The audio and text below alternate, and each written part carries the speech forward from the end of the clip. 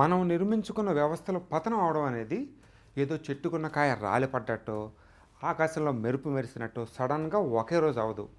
మనకు తెలియకుండానే, మనతో చెప్పకుండానే కొంతమంది అనాలోచితంగా చేసే చర్యలే వ్యవస్థల పతనానికి దారితీస్తాయి. ఇప్పుడు ఆంధ్రాలో జరుగుతున్న కొన్ని సంఘటనలు, పద్ధతులు చూస్తుంటే ముందు ముందు ప్రజలు పోలీసుల్ని, కోర్టుల్ని పట్టించుకోవడం మానేస్తారేమో అనిపిస్తుంది. ఈ సంవత్సరం మే 13న జరిగిన ఎన్నికల్లో టీడీపీ జనసేన కూటమి అధికారాన్ని చేజిక్కించుకుంది.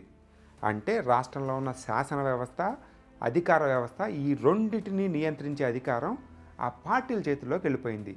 ఏదన్నా పని జరగాలంటే పోలీసులు కావచ్చు, రెవెన్యూ అధికారులు కావచ్చు, మున్సిపల్ అధికారులు కావచ్చు, చాలా సులభంగా చేయించుకోగలిగే అవకాశం వాళ్ళకి ఖచ్చితంగా ఉంది.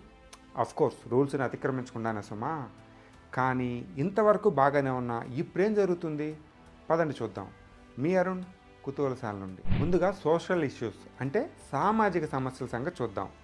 సమాజంలో ఉన్న ప్రజలకి సమాజం నుండి సాధారణంగా 2 రకాల సమస్యలు వస్తాయి. ఒకటి సివిల్ సమస్యలు, 2 క్రిమినల్ సమస్యలు. ఆరోగ్య సమస్యలు, ప్రేమ సమస్యలు, కుటుంబ సమస్యలు, ఆర్థిక సమస్యలు, ఇలా మనకు వచ్చే సమస్యల లిస్ట్ ఇంకా పెద్దగా ఉంటుంది. కానీ వాటిలో చాలా మట్టుకు వ్యక్తిగతమైనవి. వీటికి పరిష్కారాలు పొందే విధానాలు వేరేగా ఉంటాయి. సివిల్ సమస్యలంటే మీ స్థలాన్నో పొలాన్నో ఎవరన్నా ఆక్రమించుకోవడం, మీకు ఉద్యోగం ఇప్పిస్తానని డబ్బులు తీసుకొని మోసం చేయడం, అప్పు తీసుకొని ఎగ్గొట్టడం, మీ మీద తప్పుడు ప్రచారం చేయడం వగైరా వగైరా. క్రిమినల్ సమస్యలంటే దొంగతనం చేయడం, మిమ్మల్ని కొట్టడం, లేకపోతే కొడతానని బెదిరించడం, మీకు హాని కలిగే విధంగా కావాలని ప్రయత్నించడం వగైరా వగైరా. You get my point. మనం ఏర్పాటు చేసుకున్న వ్యవస్థల ప్రకారం మీకు క్రిమినల్ సమస్యలు వస్తే ముందు పోలీసుల దగ్గరికి వెళ్ళాలి. సివిల్ సమస్యలు వస్తే కనుక లాయర్ ద్వారా కోర్టుని అప్రోచ్ అవ్వాలి. ఆ తర్వాత వాళ్ళు చెప్పిన పద్ధతులు పాటిస్తూ వాటిని ఫాలో అవుతూ న్యాయం పొందే ప్రయత్నం చేయాలి. వాళ్ళు కావాలని డిలే అంటే లేట్ చేసినా లేదా మిమ్మల్ని పట్టించుకోకపోయినా మీ సమస్యని ఇంకా పై లెవెల్కి తీసుకెళ్లే పద్ధతులు ఉన్నాయి ఇక్కడ. అక్కడ కూడా అంటే ఆ లెవెల్లో కూడా పరిష్కారం దొరకకపోతే కనుక కావాలంటే ఇంకా పైకి కూడా వెళ్ళొచ్చు. క్లుప్తంగా చెప్పాలంటే మనకు ఓపిక, కొంత ఆర్థిక సామర్థ్యం ఉంటే కనుక ఆలస్యమైనా కూడా మన దేశంలో ఇంకా న్యాయం పొందే అవకాశం ఉంది. ఎంత ప్రయత్నించినా ఏం చేసినా న్యాయం పొందలేనంత భయంకరమైన స్థితికి మాత్రం మన సమాజం ఇంకా వెళ్ళలేదు.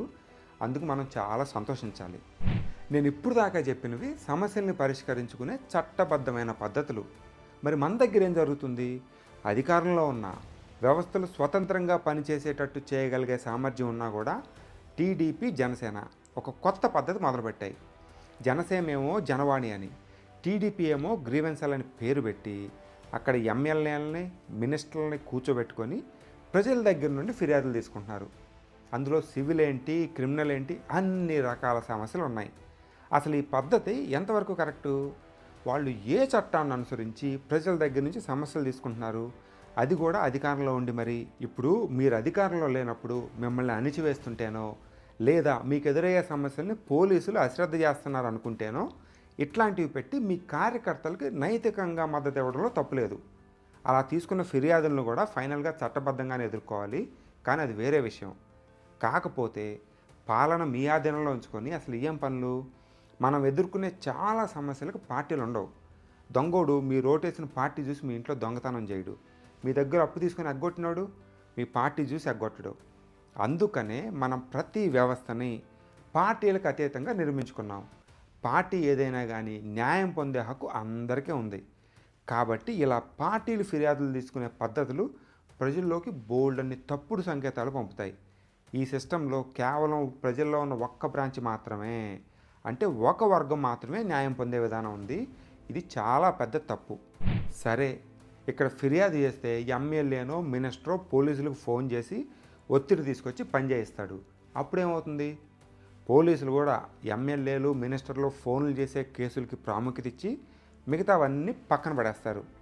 అప్పుడు నిజమైన కేసులు, ఎప్పటి నుంచో పెండింగ్లో ఉన్న కేసులు ఇంకా పెండింగ్లో పడిపోతాయి. మెల్లమెల్లగా పోలీసులు కూడా ఒక కేసు తీసుకోవాలన్నా ఏదైనా పని చేయాలన్నా ఏ ఎమ్మెల్యేనో మినిస్టరో ఫోన్ చేస్తేనే యాక్షన్ తీసుకోవడం అలవాటు అవుతుంది. ఇది మంచి పద్ధతేనా? పైగా ఒక పోలీస్ అధికారి పనిచేయాలంటే ఎమ్మెల్యే ఫోన్ చేసి చెప్పాలా? ఇప్పటిదాకా ఇట్లాంటి పరిస్థితి ఉన్నా కానీ మరీ ఇంత ఓపెన్గా లేదు. ఇది కానీ ఇలాగే కంటిన్యూ అయితే ముందు ముందు జనాలు పోలీస్ స్టేషన్లకి కోర్టులకి వెళ్ళడం మానేసి వాళ్ళ పార్టీలు పెట్టే గ్రీవెన్స్ సెల్లకు వెళ్ళడం మొదలు పెడతారు.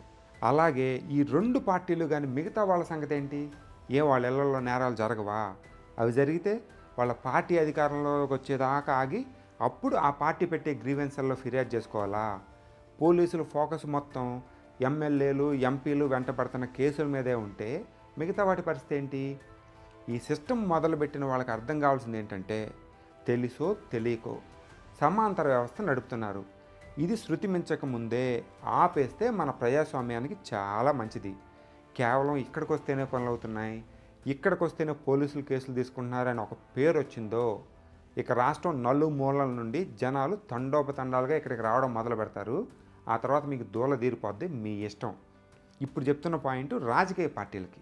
ఇక ప్రజలకు అర్థం కావాల్సింది ఏంటంటే, మీరు ఎంత దూరం నుండి వచ్చి ఈ గ్రీవెన్స్ సెల్లుల్లో ఫిర్యాదులు చేసినా దాని మీద యాక్షన్ తీసుకునేది ఆ నేరం జరిగిన పరిధిలో ఉన్న పోలీస్ స్టేషనే, న్యాయం అందించేది అక్కడున్న కోర్టే. ఈ జనవాణీలు గ్రీవెన్స్ సెల్లులు ఒక దెబ్బకి తాత్కాలికంగా నొప్పి తగ్గిస్తాయేమో కానీ దాన్ని నయం చేయలేవు. కాబట్టి ప్రజలు కూడా వీటికి పోటెత్తడం, ఇక్కడికి వస్తే మిరాకిల్ అంటే ఏదో అద్భుతం జరిగిపోద్ది అని ఊహించుకోవడం మానుకోవాలి.